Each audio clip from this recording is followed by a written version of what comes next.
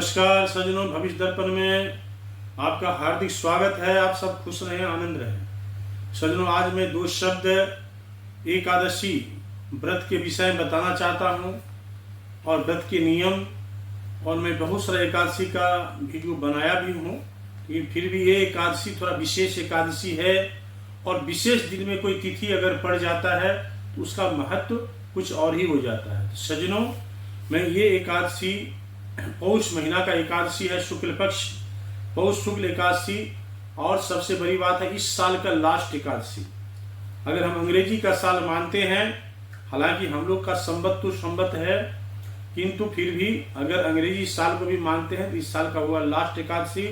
फिर हम लोग नया 2026 में एकादशी का व्रत करेंगे। तो सज्जनों, एकादशी का व्रत हम लोग को किस तरह करना चाहिए और ये एकादशी क्यों महत्वपूर्णता है इसमें, विशेष करके जिस माताएं हमारी बहनें को अगर संतान क्षेत्र में कोई बाधा उत्पन्न होता हो, संतान विलंब से होता हो, या संतान योग में बाधा होता हो, या संतान है, एक दो पुत्री हैं, पुत्र का प्राप्ति नहीं हुआ है, तो आप जरूर इस एकादशी व्रत को करें। विधिवत पुत्र प्राप्ति के लिए, संतान प्राप्ति के लिए, पुत्र प्राप्ति के लिए ये व्रत जो है बहुत ही महत्वपूर्ण है। इनका नाम ही है पुत्रदा एकादशी। ये पौष महीना का शुक्ल एकादशी।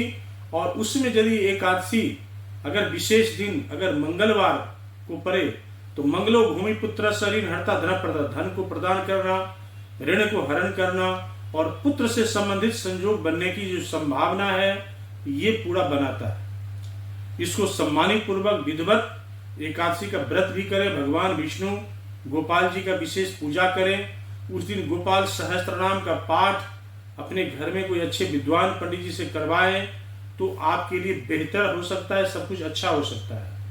या भगवान विष्णु ओम नमो भगवते वासुदेवाय का थोड़ा जप करें तो ये आपको बहुत अच्छा रहेगा। एकादशी के दिन ये एकादशी आपको व्रत का जो निर्णय है एकादशी में चाहे बहुत सारा पंचांग में बहुत किस्म का बात दिया हुआ है, तो आपको एकादशी व्रत करना है। सोमवार को रात में, भोर में, सोमवार शेष रात्रि माने मंगलवार आ रहा है, 3:27 पर एकादशी लग जाएगा। ये आपको 3 बजे अश्विनी नक्षत्र में ये लगेगा। और ये एकादशी मंगलवार को सारा दिन है, सारा रात है। रात में आपको 1:13 पर एकादशी व्रत पूर्ण हो जाएगा। लेकिन बहुत सारा पंचांग में बुधवार को भी दिया गया है, मैं बता रहा हूं। लेकिन आप जितने हम गृहस्थ के हैं, गृहस्थ आश्रम में रहते हैं, हाँ, पारिवारिक जीवन में, उनको सबको मंगलवार का ही व्रत करना है। पुत्र प्राप्ति के लिए भी, जो संतान प्राप्ति के लिए करना है, वो भी मंगलवार को ही करना है। बुधवार को जो सन्यासी हैं, कुछ सन्यासी जो हैं, सो व्रत जब कोई चीज पूजा पूर्ण हो जाता है उसके बाद वो करते हैं। जैसे कि जन्माष्टमी, हम लोग जन्माष्टमी का व्रत करते हैं, लेकिन जो सन्यासी होते हैं, जो गुरुकुल में जो सन्यासी होते हैं, जिनको परिवार से कोई मतलब नहीं है, वो सन्यासी जो हैं वो अगले दिन वो उत्सव मनाते हैं। हम लोग व्रत करते हैं क्योंकि हम लोग गृहस्थ के हैं और वो उसका उत्सव मनाते हैं। तो एकादशी व्रत खत्म होने के बाद व्रत करने का कोई मतलब ही नहीं बनता। तो उसका उत्सव एकादशी व्रत भगवान विष्णु को जाता है और भगवान विष्णु का उस दिन विशेष पूजन होता है। तो फिर उसको अगला दिन, वो लोग एकादशी के व्रत के दिन व्रत नहीं करते हैं, उसके अगले दिन करते हैं। तो आपको करना है मंगलवार को एकादशी सारा दिन रहेगा और रात में 1:13 तक रहेगा। आप उसी दिन करें। और इसका नियम है, एक दिन पहले जैसे सोमवार को आप पूरा एक भुक्त रखेंगे और उस दिन प्याज लहसुन का चीज एकदम नहीं खाएंगे। सोमवार से इसका कार्यक्रम चालू हो जाएगा और एकदम प्योर वेज खाना खाएंगे।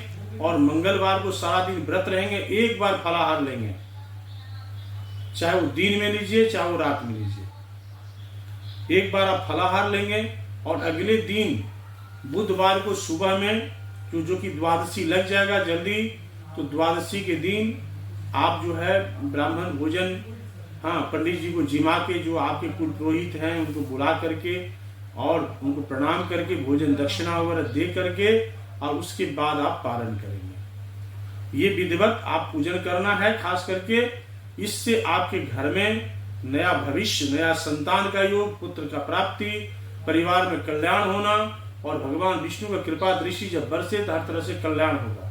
तो सज्जनों, इस व्रत को आप लोग इस तरह से पूर्ण करें और भगवान का जप ओम नमो भगवते वासुदेवाय का ध्यान करें। सब मनोकामना पूरा होगा, हर तरह से अच्छा होगा।